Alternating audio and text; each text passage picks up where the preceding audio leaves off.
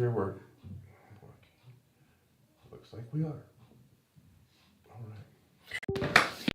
I got 3 notifications on my phone.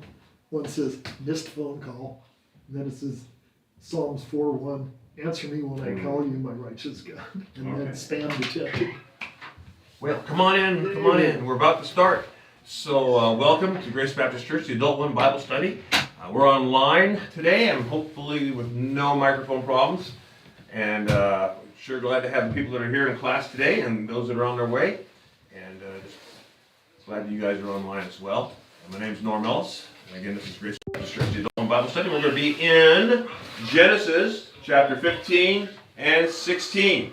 So you can have your Bibles open to that, and if you have a lesson book, a study book, we are in session number 11, which starts on page 100, goes to 108, and we'll be looking at these areas. Believed, this is 15, 1 through 6 of Genesis. Impatient, and that's going to chapter 16, verses 1 through 4, and impetuous, chapter 16, verses 5 through 6 also. And our main point today we're going to be looking at, talking about, is God expects His people to patiently wait for His timing. That's not easy to do, is it? Oh, none of us think that. Let's go ahead and open the word of prayer. Heavenly Father, thank you so much for the opportunity to share your word today and to learn these important lessons. Just pray that you'd open our hearts and minds to these things and give us patience, Lord, and to deal with the things that we have to deal with as Christians, and to grow in the knowledge of you. I just pray to be with those that are on their way here. Keep them safe, Lord. Be with those that are sick. Help them to get healed. Thank you for all you've done for us, the many blessings. In your Son's precious name we pray. Amen. All right. So welcome to our study today. And we're going to be looking at a very interesting part of Abram and Sarai's life. Now remember, there's still Abram and Sarai at this point. Later on, they get renamed Abraham and Sarah. Just as a sidelight, because this comes into play later on, Sarai is actually, I think, Hebrew or some sort of, whatever the language is, I think it's Hebrew, for princess. That's kind of an interesting thing. And if you remember, when they were in Egypt, there was a problem. The problem was Sarai is a very lovely, lovely woman, even for her age. Very lovely. And Abraham was worried that he would be killed on account of her beauty, that somebody would kill him and take her. So he said, she's my sister, which happened to be the wrong thing to do, because he wasn't trusting God, was he? And in the process, some of the people saw how beautiful she was and told Pharaoh. And there was some fallout from all that, if you remember. Because Pharaoh decided to take her into his harem, apparently. So anyway, they had left Egypt, and they brought out of Egypt a lot of stuff that they had gathered. Herds, flocks, servants. One of the servants was Hagar, which features prominently in our discussion today. And they went to the land of Canaan, a land of promise that God had promised to them. Remember that? And the also part of the promise was what to Abram? We talked about this already. What big thing did God promise Abram and Sarai? He promised him a son. Yes. And that his offspring will be as the sands of the sea or the stars or something. Right. Dust of the earth. Yeah. And then later on, we see comparisons to the stars in the sky and also to the sand on the seashore. You can't count those things, can you? No, you can't do it. So that's a pretty big promise, and to be a great nation. Okay? So they've been in Canaan now 10 years. Folks, nothing's changed. That's the background, okay? Oh, so we're going to be talking about that situation, and we're going to see what their response was to it. But before we do, I want us to start thinking about the topic today, and the title is Impatience. Impatience, right? Do any of us here have a problem with being impatient at times? I think that's something everyone has, right? Yep, we're all in that boat. Oh, boy. So let's talk a little bit about that. There's a common Christian myth or superstition about patience. Can you tell me what that is? That we have it together and everything is good all the time, and we don't have any problems. Okay. And we have absolutely no struggles whatsoever. That's one aspect that is incorrect, right? We know better than that, don't Yeah, we? we sure do. Yeah. The one I'm thinking about is Okay. is a common myth you may have heard before. Matter of fact, if you looked up here, you'd probably see it. What's that common Christian myth or superstition? Oh, yeah. Never, ever pray for patience. Don't ask God for. Have you heard that before? I have. Everyone's heard that before. Now, I'm not a doctor, I don't have to have patience. patience, the other form. Well, and yes, sometimes it's said in jest, but there's a superstitious element to it to some people. And why do you think that is? They don't know. They don't know. Okay, that's Because- ignorance. God. Yeah. They don't know Because God. they know if you ask for patience, you're gonna be tested. and Oh, tried. so they think that if I ask for patience, that means God's going to do something bad to me, No, not Well- necessarily, but and I'll have to endure it.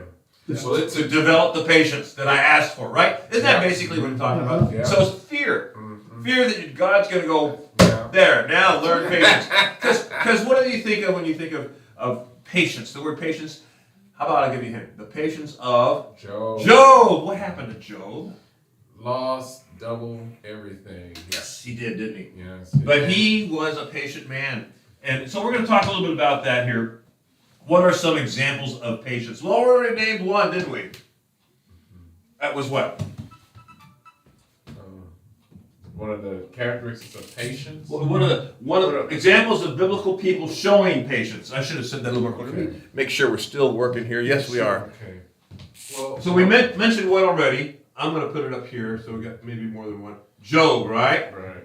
What's another example from the Bible of people showing? Now, it doesn't mean they're always patient. Yeah, Don't misunderstand me. right. It means they exhibited patience in a certain way or manner at one time, and they're kind of known for that kind of thing. Daniel was patient. Daniel, okay. He was a young man, Yes. taken into captivity at a very early age, right? Yes, he was. Stripped of all his nobility, Everything. basically subject to the emperor Nebuchadnezzar and his whims. And he had to be a patient man. Oh, another one. What is his name? No, I just threw it out of my head. prodigal father. The code of many prodigal colors. son. What was it? Joseph. Joseph, that's the one. Yes. So Joseph, now we're talking about the Joseph of the Old Testament here, not the husband of Mary. But we could say that as well, couldn't we? And you said, Prodigal son's father. okay, the father in the parable, right? Yeah. He was a Okay. patient man, constantly praying, waiting for his son. But then it turns out which one was really the prodigal son? The one that went away or the one that stayed? Prodigal, G-A-L, right? Prodigal. I-G-A-L, good, prodigal son. All right. Any others come to mind? I have a list. Jeremiah was really Jeremiah. Many of the prophets had a great deal of patience, didn't they? Absolutely. So did. we see there show a lot of patience, some not so much. But Jeremiah, known as the weeping prophet, he was the prophet of captivity also. And so he had to have patience for that. Because he knew what was going to happen. He had to wait for I'm God. going to throw out a couple just gigs. Mary and Ruth. Mary and Ruth, actually, they're on my list. Yeah. Are they? Yeah. Mary definitely had the patience. Oh, Hannah too. Oh, there you go. I was hoping somebody hit that one. Yes. Because Hannah was the mother of Samuel. And she was barren all of her life except this one time, Frank, in her life, towards the end of her life. And she'd been praying, and she was blessed with a son, which she dedicated to the Lord. She had 5 more after that. I don't remember that exactly, but yeah, it could be. How Ruth, about, Ruth, Dave? what was it? What was the other one you just said? What I Mary, said? Ruth, and Hannah. Yes, Hannah, that's right. Would you say David? David, yes, David's on my list. Also, a good one. Now, was he always patient? No. Absolutely. No, he wasn't. But he was patient in one sense. He was anointed king, Yes. and he immediately sat on the throne. No, he didn't. He had to wait and wait and wait. Yeah, for God's timing, because he was not going to lift his hand against God's anointed, King Saul, right? Esther, Queen Esther, she had to be patient too, didn't she? Oh yeah, she did. And let me see, Elizabeth. I think I got Elizabeth. Yeah, put Elizabeth down there.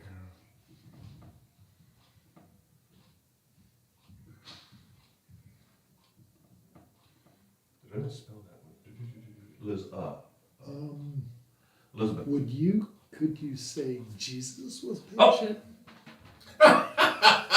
Yes, I do. I have that on here.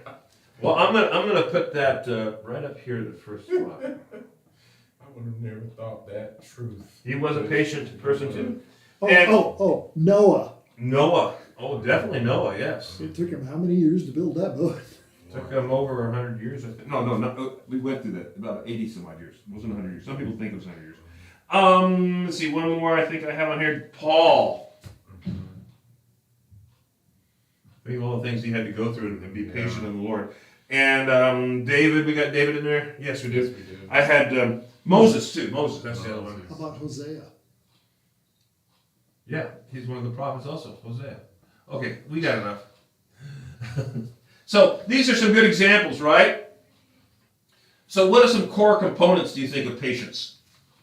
Core components. In other words, you see somebody who has exhibiting patience, what would be something that you would see also in that person, perhaps? Faith.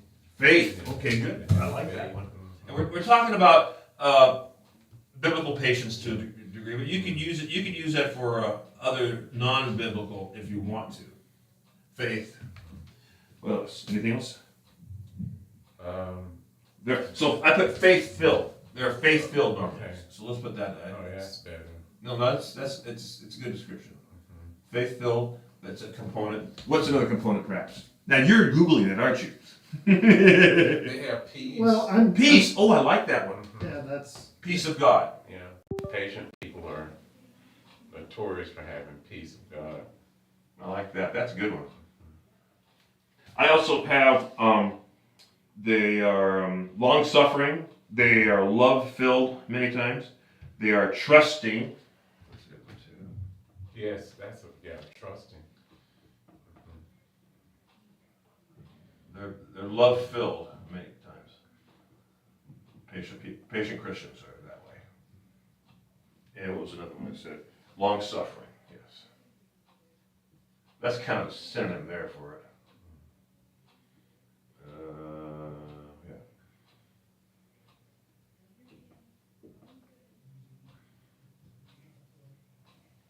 Let me see. We have trusting, and I put on the word trusting simple. I'm gonna put simple underneath here. Simple trusting. There's a reason for that, and I'll show you why a little bit here. And let me see. Tolerant.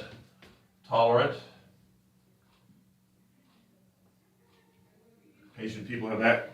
They're calm, right?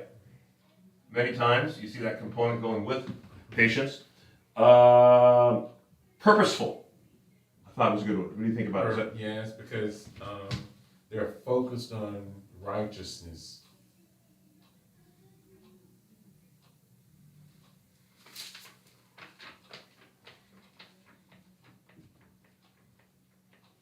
Oh, I like that too. Focused on righteousness.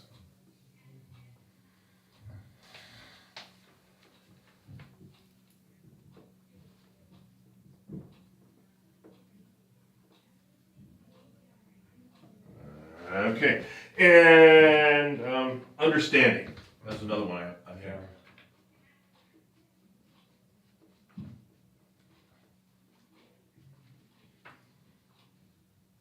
And one more that I came up with. Okay. They have usually the ability to see long picture. Does that make sense? Yes, they have vision. Vision or long picture. The big picture. Long pictured. Or vision. I like that too. Okay. Patient people also have one more thing. Okay. They have goals. Yes, they do. So I think goals is a good one to add to there too. Now we can get bogged down in this. I don't want to get too much more. But what are some core components of impatience? Impatient. Now I know we can take a lot of these things and say they're unfaithful. They have no peace, and they're untrustworthy. And I understand that, so we can apply all those, right? But does anything else come up to mind when you see the word of impatience and you think of people? Now, obviously, Anxious. Anxious. Oh, that's a good one. I like that. Yeah, that's a really good one. They're anxious a lot of times. What's another one? How about worried? Yeah. Worried. That kind of goes with it, I know. Anything else? Lazy. Lazy. Okay. You know, I think you're right in a way because they're looking for something. Yeah. An impatient person is looking for something. They can be lazy, but at the same time, they just don't want to wait for it to get done. They want to jump. I could have used a better word than that. Well, No, it works. There's a better word I could have used. I like it because it kind of fits into something we're going to talk about. They're looking for something. What are they looking for?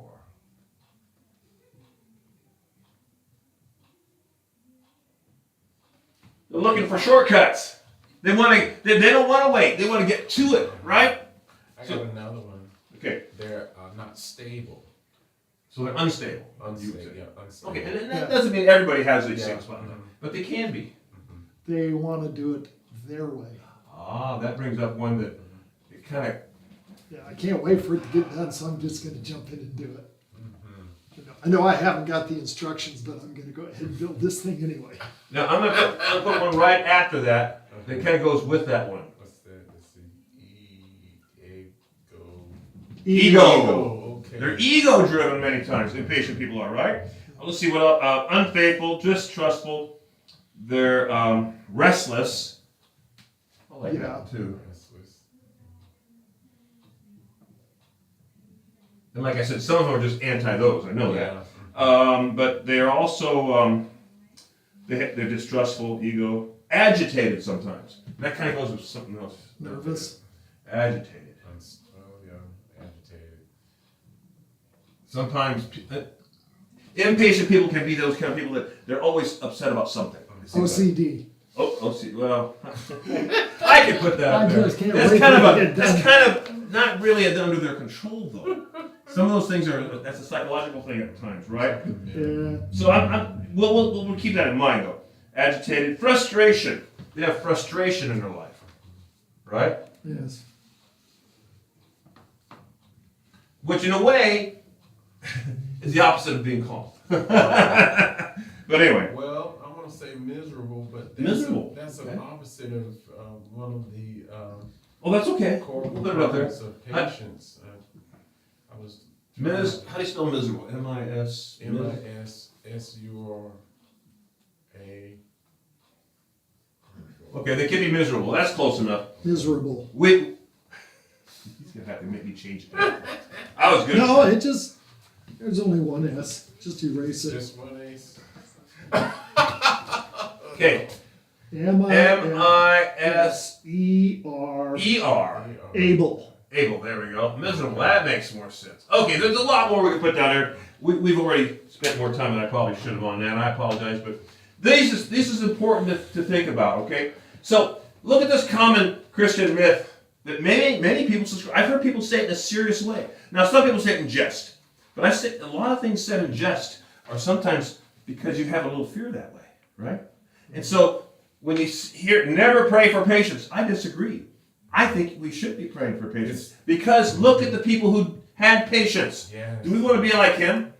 Jesus? Right. Yeah, we do. Ultimate goal. How about Job, Daniel, Joseph, the father example in the prodigal son, Jeremiah, Mary, Ruth, Hannah, David, Esther, Elizabeth, Noah, Paul, Moses, Hosea. A lot of these things. These are good examples of patience, right? I think.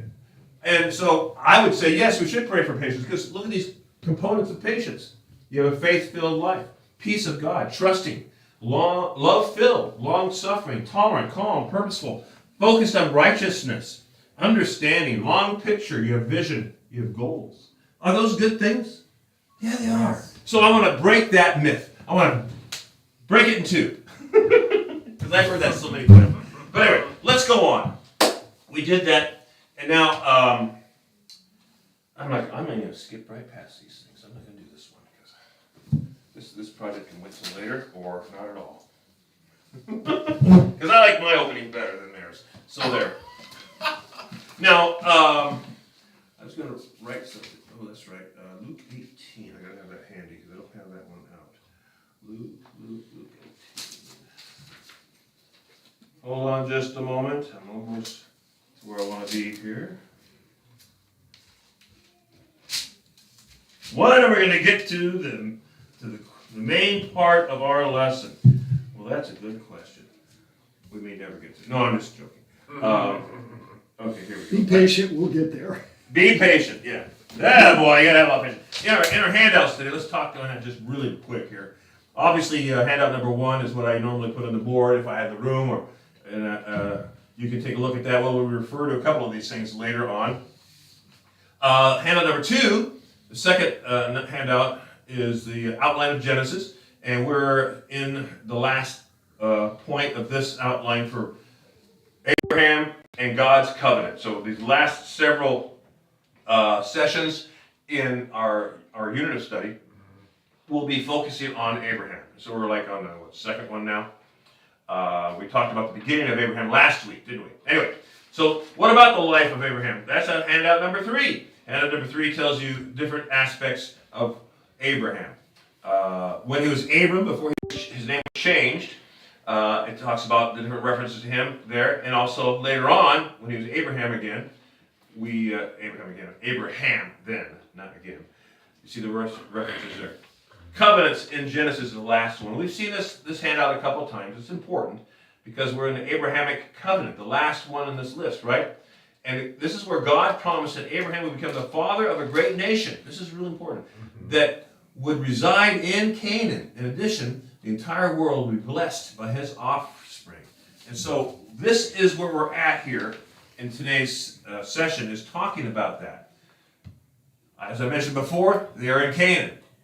They've been there for 10 years. Sarai and Abram know what's supposed to happen in their lives, right? They're supposed to have offspring, and they're supposed to be a great nation. So now, time has gone by. How many of you like to wait 10 years for something? Not me. But we struggle when we have to wait, don't we? Yeah, we do. We do struggle. Why? And a couple questions on our handout, the first page there. It says, I want patience, and I want it now. In the middle of handout number 1. You see that there? I just thought of a little jokey thing there. But what do you think makes it hard to have patience in your life? Anything in particular? What do you think, Steve? What makes it hard to have patience for you? Idiot drivers on the road. Okay. I want to get from point A to point B, and they pull over into the left lane and slow down before speeding I can up. vouch for that. So that's a real life example of something, right? Is there anything else that you can think of? Maybe something more in a general category in your life that you know that for you it's a difficult thing to get past for patience. I mean, specifics is good too. What about you? Well, we could. It's you feel unjustified that you have to wait for something that you shouldn't have to wait for. It should be immediate, like now, and you just gotta wait. It's frustrating. Right. For something that's due you good, that is. Did you know you should have in your life and you don't have it yet, right? Yeah. Something that was promised to you. I'll just use a legal example. Something the judge said, okay, you won the case. Yeah. And behind closed doors, you gotta wait 20 years to, something like that. Yeah. It's like, no. That's hard to do. It really is. Yeah, it's really hard to do. And in the book we have an intro paragraph, but there's a little more to that intro paragraph. There's 2 paragraphs also with it, and I'm going to read that as well. So I'll begin with this story here a little bit. You've probably heard this story or one like it, and I have heard one similar to this that happened. That I know the person, and the fact is she almost lost her life. It was interesting. But anyway, shortcuts are often helpful, it says, until they lead away from where we should be. That is. In 2011, the news broke about the discovery of a woman who had gone missing some 7 weeks earlier. She and her husband had been on a trip from Canada to Las Vegas when their GPS unit led them into a snow-covered dirt road in the mountains of northern Nevada. Soon they got stuck in the mud and snow. After 3 days, the husband tried to hike out to get help. The wife stayed behind the van, surviving on snow, water, and trail mix. Finally, 48 days later, she was found alive. But she was found by hunters in the area. She'd stayed with the car. Her husband's body was later discovered about a year later. So the shortcut wasn't helpful. Their impatience to get where they wanted to go, the shortcut did not help. Not all shortcuts can be trusted. As you reflect on the session that we're going to be talking about today, think about shortcuts that didn't work out well for you. Maybe on a trip and maybe in your life. So if you have something like that and you want to share it, let us know. We'll talk about it. I know this lady followed the GPS again, was going on this road that said it was a good road, up in the mountains near above in the Yakult, the center. There's some bigger mountains further that way. And she had gone up this road that said it was a good road. It wasn't. It petered out to nothing. And she got stuck in the snow. Luckily, a snowmobile guy came by. And she was saved by that. So I know that had happened in her case. I know her personally. But anyway, so it's difficult for children, though, to wait patiently for something they're excited about. School teachers know that children grow more antsy and impatient as summer break gets nearer and nearer. Impatience is a normal response for children because patience comes with maturity. Sometimes adults struggle to be patient, too. In God's dealing with Abram, we learn that he expects believers to be mature in their faith and to exercise patience, trusting in God's perfect timing in all things. So we already talked about the question, why do we often struggle or wait to wait patiently for God's own timing, right? We kind of talked about that a little bit, I know. But it's a difficult thing in our life, isn't it?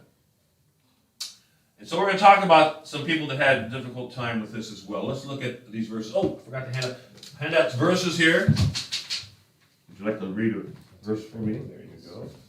And I'll give you this one here, and I'll read this one here. All righty. So looking at the first one here that we're going to be talking about. Basically, today's study we're going to be talking about explores a time when Abram and Sarai got tired of waiting and tried to shortcut God's plan. They tried to circumvent God's plan. Now, I don't really like the word circumvent. I think they tried to assist God. I like that better. Assist God. Hey, God, you're having a hard time. Well, again, help them out just a little bit. It's been 10 years, and we know what you really want to do, so we're going to help you out. We're going to shortcut. Now, they didn't say it that way, because that would be displaying what? Lack of faith. Okay? Mm-hmm. And some people believe, in a sense, they were showing faith because, well, it says Abraham's seed. So we'll do this, and that'll fulfill it. As we see, that wasn't really God's plan, though. Yeah, I know. I think they're trying to read too much into God's plan and coming up with their own ideas. That could be as well. But what I'm saying is that could be what Sarai and Abram were thinking, too. Yeah, well, that's what I mean. Yeah. They understood what God was telling them, but we're tired of waiting. Yeah. So, you know what? Let's try this. And remember what God's perfect plan is. Remember the Garden of Eden? Adam and Eve. There wasn't Adam and Eve and Deborah and Phyllis and Gloria. It was one man and one woman, right? Yeah. That's God's plan. So we know it wasn't we're going to see what they did here. Of course, we're looking ahead a little bit. We know that wasn't really God's plan, but they had in their mind, what's the word I'm looking for? Rationalized. Kind of a component of impatience too, by the way. We could put rationalize. People like to rationalize. Well, this is okay because this. That gets me to where I want to be. So they're impatient to get there. Anyway, so first 6 verses I want you to look at, we're going to see here. God was reminding Abram of his plan to make him a great nation. So let's look at verses 1 through 6 of Genesis chapter 15. Who has number 1? Me. Go ahead. Me. After these things, the word of the Lord came to Abram in a vision, saying, "Fear not, Abram. I am thy shield and thy exceeding great reward. And Abram said, Lord God, what wilt thou give me?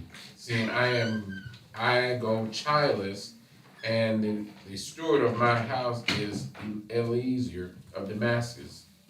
And Abram said, Behold to me that thou givest me no seed, and lo, no born in my house is my heir. And behold, the word of the Lord came unto him, saying, This shall not be thy heir, but he that shall come forth out of thy own bowels shall be thine heir. And he brought him forth abroad, and said, Look now towards heaven, and tell the stars, if thou art able to number them. And he said unto him, So shall thy seed be. And he believed in the Lord, and he counted it to him for righteousness. Okay. So that, by the way, is a key verse. Verse 6.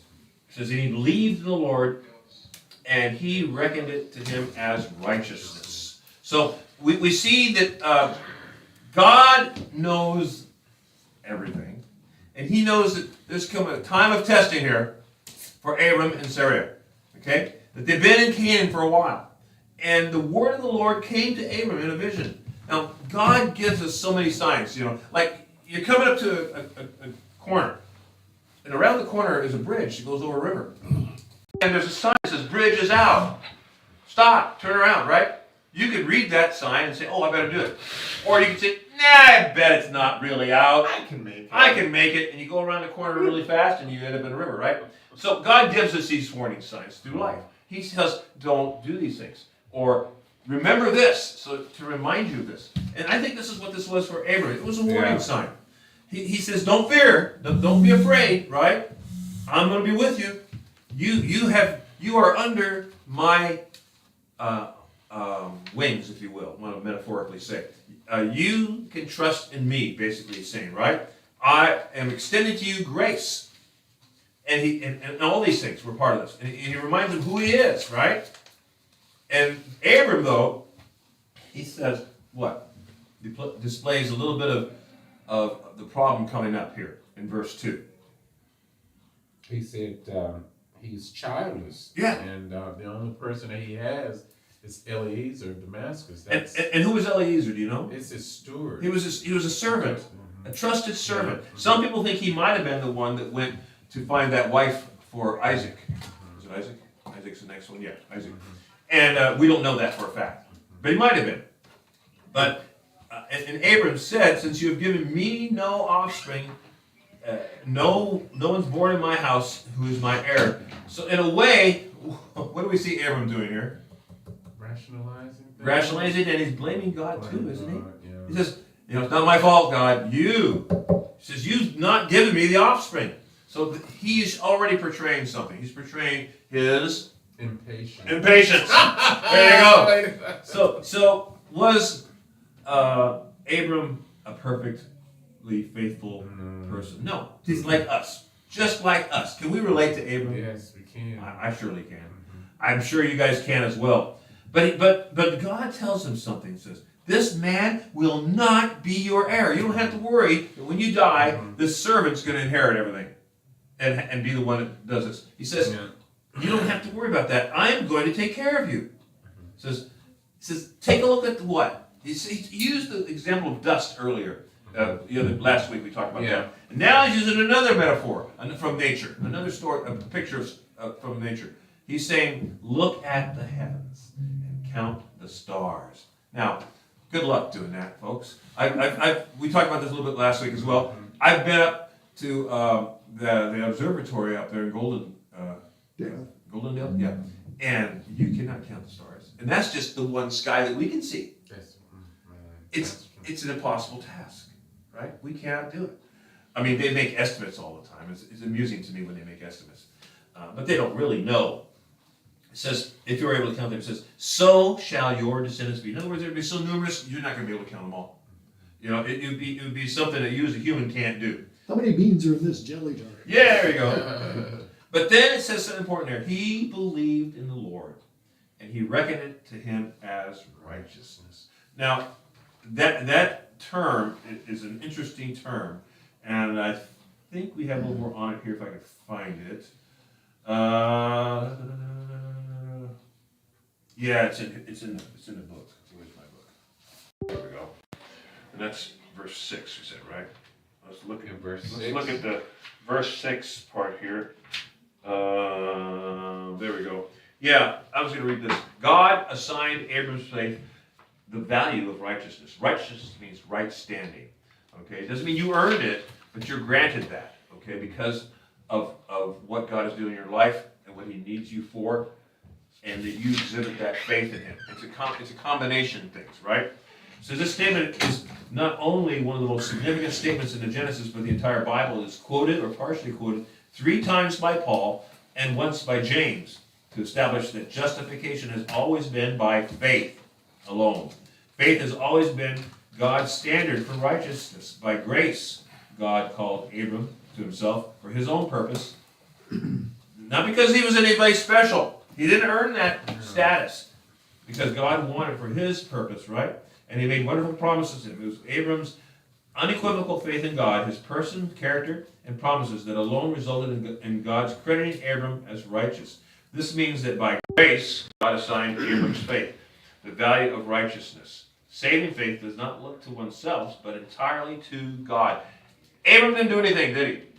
No. He was called out by God. And that's a perfect example of what we as Christians experience. We didn't earn salvation. God calls us to be in His family. And He came to us. We couldn't go to Him.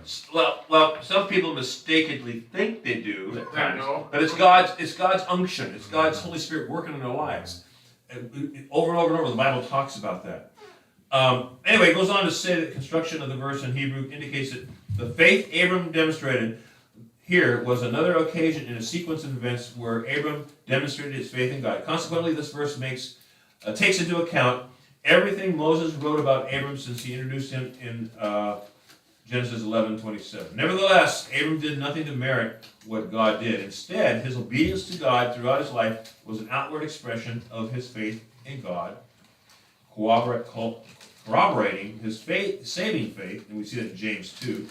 And it is by grace alone, through faith alone, in Christ alone, that we also are credited with right standing before God and saved. Mm-hmm. His blood covers those sins in our life. And so that's an important thing to understand. So it is, you wonder about those words sometimes, you try to understand them, and hopefully that helps a little bit about how we have that right standing, that Abram also enjoyed. Does that mean Abram was perfect, though? No, he isn't. Does that mean we were perfect? No. But we are perfectly loved. We are perfectly loved. Yes, indeed like we that, are. Thank you I so love that. much It's a for great that. term. I like that. So we see here that God is basically giving reassurance to Abram about something. What I promised is going to happen. Mark it down, underline it, highlight it. Now, if Abraham had remembered that later, we would have avoided a lot of problems in the whole situation. But unfortunately, he did not. And this is an example for us, by the way. As we said before, he needed to show these components of patience we talked about, right? He needed to be calm, purposeful, focused on righteousness, understanding, see the long picture, with God, goals, peace of God, have those things, faith-filled. He didn't want any of these impatient things, Unfortunately, we see that he did slip into some aspects here. A lot of times, these verses, a lot of people like to focus on Sarai.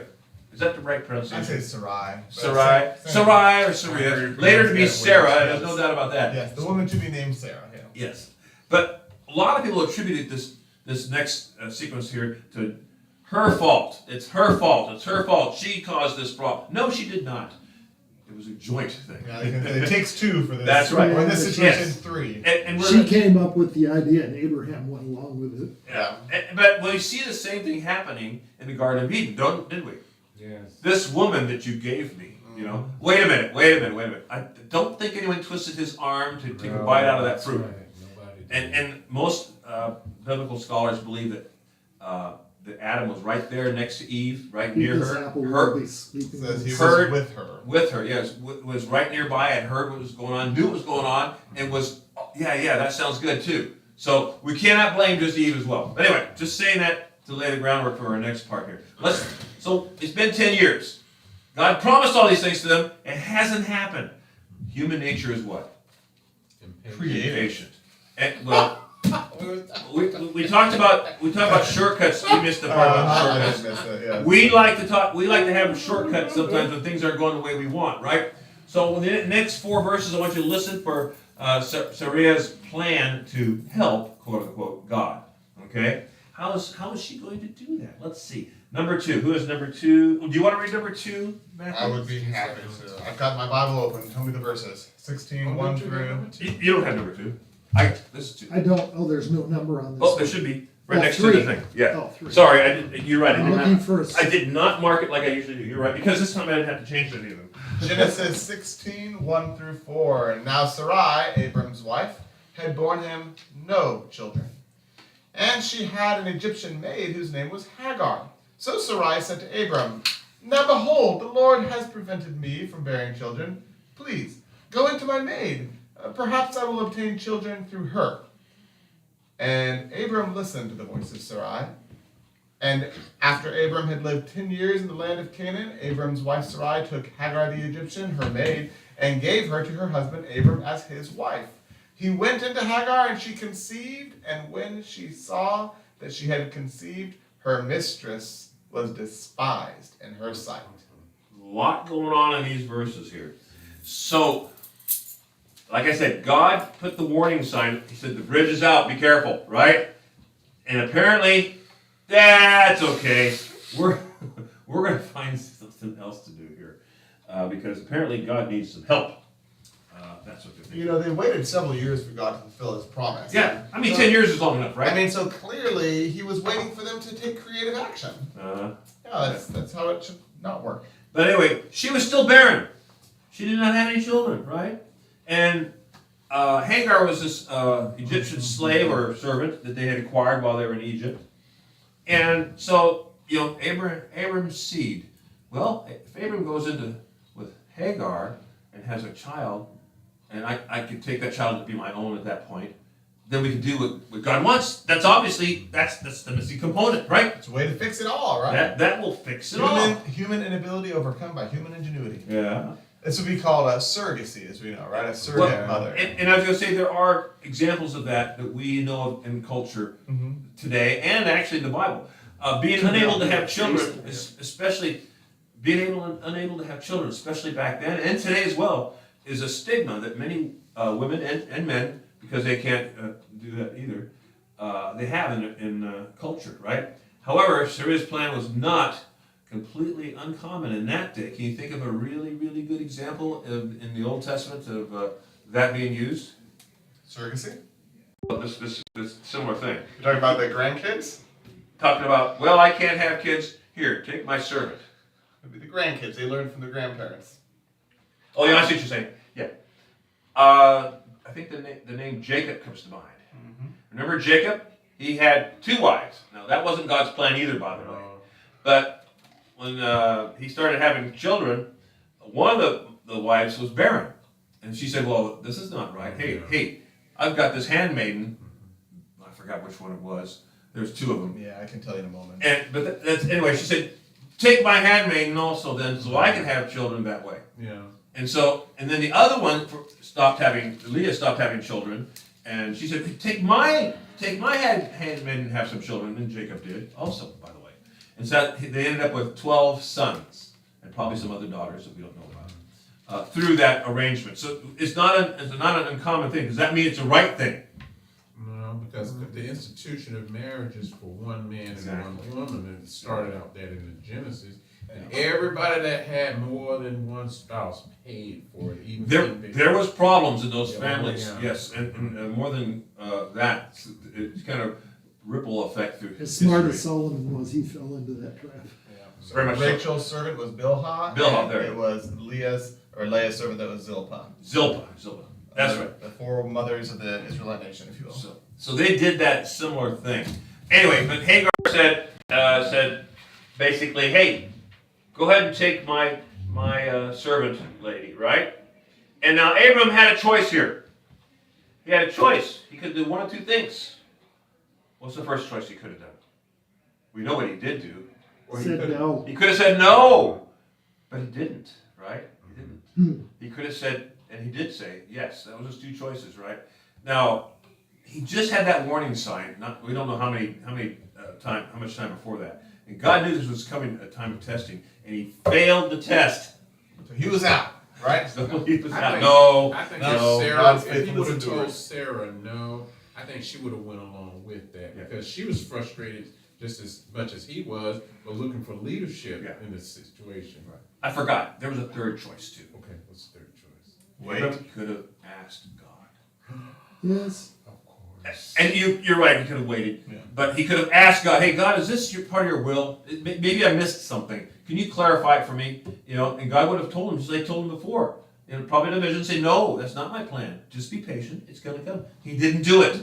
He didn't do it. Now, there's probably lots of reasons why, but I think he had the same problems that his wife had. How is God going to do this? I think he had some issues there, but he also had some other issues. You know what? That didn't sound too bad. Maybe that lust of the flesh aspect came into it. A nice young woman, a second wife, right? I mean, And I was looking for some pictures that depicted this whole situation, and some that of them can were, be dangerous. some were not good pictures. Anyway, going on. So they did basically that thing. It is interesting how this is also a cascading impact of Abram's, the example of his distrust earlier in Egypt. Yeah. Right? Yes. Had he not distrusted God in Egypt, they probably would Right. not have had Hagar. Yep. But now they had Hagar, and Yep. now he distrusts her. It goes to show how one thing can affect another Yeah, thing there's in a life. cascading effect. Right, and Exactly. when you have these kind of components that you're working off of, that's a bad start. It's a bad start. If you were to cascade off these things, now that would be a good thing. Yeah, much Faith better. filled, peaceful, God, love filled, purposeful. If you had those things, that'd be a better thing. But they didn't. They went the other way. Now an interesting thing also here is verse 4. He went to Hagar, or how did you pronounce it? Hagar. Hagar. Yeah, I'm not sure which one I Hagar. built. Hagar, and she conceived. And when Hagar, saw that she had conceived, her mistress, Sarai, was despised in her sight. In other words, we see an element happen here. Things are not going along like they thought. It's like high school drama. Yeah. So now she has the baby going on in a situation, and her mistress does not. So Hagar is saying, hey, the person who thinks she's princess, that's what Sarai means, princess, is not. I'm going to be the mother of this great nation now. I am with Abram. So she is despising her mistress now. There's almost an air of superiority we see in this area, is what it's communicated.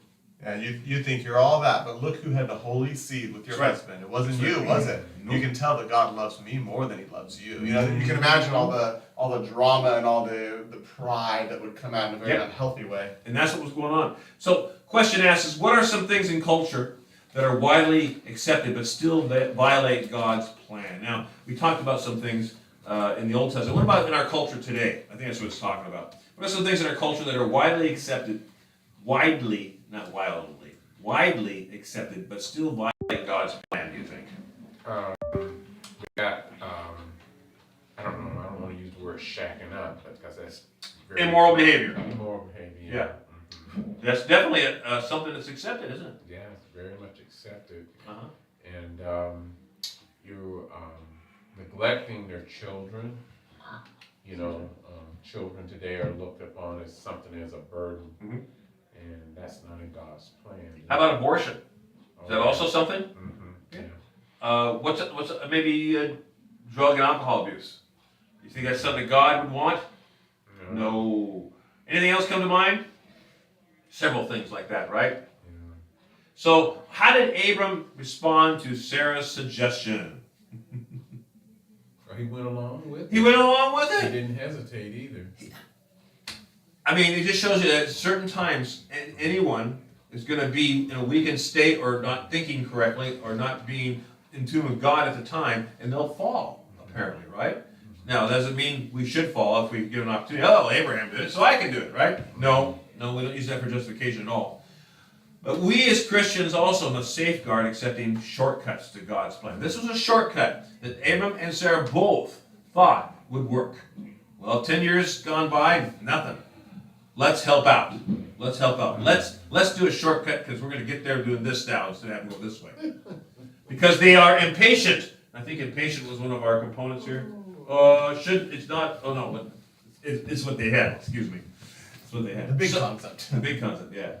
So, are there dangers to looking for a shortcut to fulfill God's promises? Better believe it.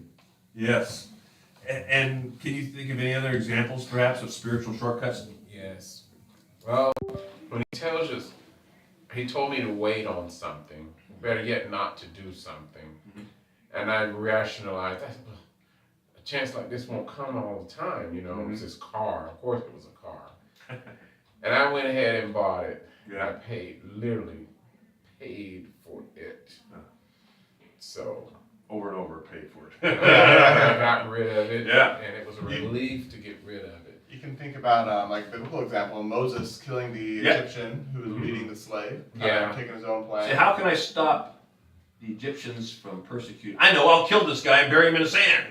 That'll fix everything. Nobody's watching. Nobody's I know that grandma and grandpa, mom's parents, they mentioned about how going down to the Baton Rouge in Louisiana, wherever they moved to, that was a bit of they thought, this must be what God wants. It must be. The money said so, at least. And then they realized that was they called it their wilderness experience, where they said, this is not where God wanted us. We should have listened. That shortcut did not work at all. Yeah. So basically, when we try to get around, we try to do these shortcuts. No, that's early. You got 2 minutes yet. It depends on the dog. All right, whatever. Derek's, I know. about the cell phone. I know, it's probably correct. That's just... Anyway, keep going. When we try to get around God's plans and promises, we can make things worse, right? So that's what happened to Sarah. So let's look at the last verses. Chapter 16, verses 5 and 6. And the last two verses, I want you to listen for how things got worse, not better, for Sarah. She thought this would be the answer to their questions. And we see it starting in verse 4, right? Because now this servant girl is despising her. I don't think that was part of her plan. Let's look at the rest of verses. Number 3. Who's got number 3? Steve got number 3. Steve, could you read that for us, brother? Okay, and Sarai said to Abram, may the wrong done me be upon you. I gave my maid into your arms, but when she saw that she had conceived, I was despised in her sight. May the Lord judge between you and me. But Abram said to Sarai, behold, your maid is in your power. Do to her what is good in your sight. So Sarai treated her harshly, and she fled from her presence. So we see things went from bad to worse even, right? Here is her servant, Hagar, who's now with child, and potentially the heir, right, of Abraham then. And we see what's being done to her. It's his firstborn child, and the mother of his firstborn child. And so the response of Sarah was what? To despise her in turn. To treat her harshly. Now the word treating harshly, I was reading that, where did I read that? And it kind of loses some of the thing in the translation for some in English, but here it is. The Bible commentary talks about the Hebrew term here, mistreated, comes from a group of words that speak of oppression, domination, and severe treatment. The phrase indicates bursts of anger and possibly even physical blows. All the anger that Sarah had experienced during these barren years, waiting on God's promise, was suddenly and explosively poured out on Hagar. Yeah. So it's and not... Abram, too. You heard what she said. May it all be on you, too. That's true. That which I'm feeling from her, I want you to experience the pain I'm feeling right now. And then she's kind of blaming her husband in part for this, too. But she had a role to play. So since this is not the last time Sarah would do this, later after Hagar's son Ishmael was born, Sarah kicked both of them out of the camp in jealousy and rage. And that's in chapter 21. But anyway, so what happened to Hagar? She fled, it says. She fled. Now, did she just stay on? No, she didn't say. Not the first time. The angel appeared to her, we see later, right? Yeah. And God spoke to her through the angel. I can't remember exactly what it was at that time. I believe it's an angel. Told her to come back. So she came back and submitted to the authority of Abram and Sarai. So anyway, what was I going to point on that? That was so we all do things that we later wish we hadn't done, usually because of consequences to those actions. Sarah didn't think through the consequences, so she actually made the situation worse, not better. So we always get excuses from people to why they did things without God. And each of us can probably think of why, I personally did such and such. We don't have time to get into all those things. But those are just what? Just excuses. They're not really the reason, right? Yeah. It's not really a reason, it's excuses. It's always better when we own up to our poor choices. If Sarah had done that and taken responsibility, it would have made this poor situation a little bit better. Instead, she threw gas on the fire, essentially. Yeah. And that's common. That's a human trait, and I know that. So let's talk. Let's conclude this because the bell rang. So let's talk about our three main points for this lesson. The first one is that Christians can celebrate being declared righteous through faith, and that was a great thing. Our key verse talks about the righteousness, right? That it was reckoned to him as righteous. We have that as well through Christ. Second, Christians must safeguard against accepting shortcuts to God's plan. Shortcuts aren't the best thing. Some shortcuts in life, okay, they might work. GPS might say, okay, take this road here, and it might be a good road, but it might not. So in life, at least, you don't want to take those chances. Stay on the course that God sets you. Don't deviate off to help God out. God doesn't need help. No, he doesn't. No, but we can obey him, and that's the best thing we can do. The last point is Christians must take responsibility for their own sin. Sarai and Abram should at that point have owned up to what they did and how it wasn't part of God's will, and they should have asked God for forgiveness. Yeah. They didn't do that, and Abram, again, ceded his responsibility to his wife Sarah. Said, she's in your power, do what you want. I mean, what kind of person does that kind of thing? Somebody who doesn't want their hands dirty with it, I suppose. So is it important for us to take responsibility, personal responsibility for our own sins? Yes. Of course it is. Yeah. Of course it is. Right? We need to do that because the consequences of us not doing that are sometimes terrible in our life. We may think we're helping out God, but in reality, we're making the trip harder. Yes. And we're not. As Christians, we should be displaying a trust in God, and not showing distrust in God. Not showing these components of impatience. Impatience. Yeah. Yeah. We don't want to be that way because we'll end up being frustrated and miserable. Anyway, so being part of a study group just like this, or worship experience, or other groups where we study the Bible, that can be a safeguard against taking those incorrect, wrong shortcuts. And so I want to encourage people to do that. We're doing that right now, aren't we? Yes. It's a good way to do it. Absolutely. Any comments or questions? Interesting story, isn't it? The man who's known for his faith. One little insight that you mentioned. Yes. That you don't help God. Yeah. He doesn't need help. No, God doesn't need the help. He needs us to be obedient and faithful. Like that. Yeah. I like that. That's true. All right, well, let's have a word of prayer. We'll be dismissed. Heavenly Father, thank you for this lesson, this study we had of Abram and Sarai, and how they did not follow you, Lord, in this aspect, that they were not the patient people they should have been, Lord. I just pray that you'd help us to realize that you do give us the patience to fully trust you, that we need to follow that, Lord, so we can follow your plans and be a part of that promise that you've given us in our lives, Lord, and not miss that opportunity. Thank you so much for how you do guide us, how you give us those warnings in life, Lord, that we can avoid these kind of things as well. And let us take heed of those things. Thank you. In your Son's precious name I pray these things. Amen. So thank you for being with us today. This is Grace Baptist Church, the Adult One Bible Study. Please stand by for the next hour. Pastor Matthew will be preaching, so I hope you can make that. And my name is Norm Ellis. I'm glad you're with us today, and I hope you have a great rest of the Lord's Day.